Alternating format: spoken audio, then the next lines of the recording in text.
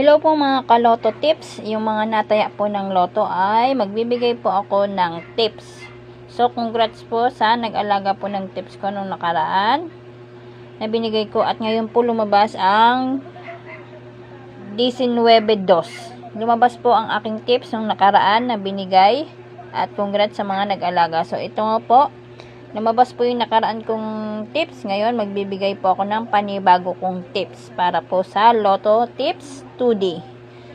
Yan po. Sa nataya po ng Lotto 2D po dyan, ito po ang para sa inyo sa nanghihingi po ng tips sa mga followers ko at non-followers. 8, 14, at 22. Pwede po siyang alagaan ng 3 days. Start po ngayon at hanggang March 9. Good luck. Follow for more tips mga kaloto.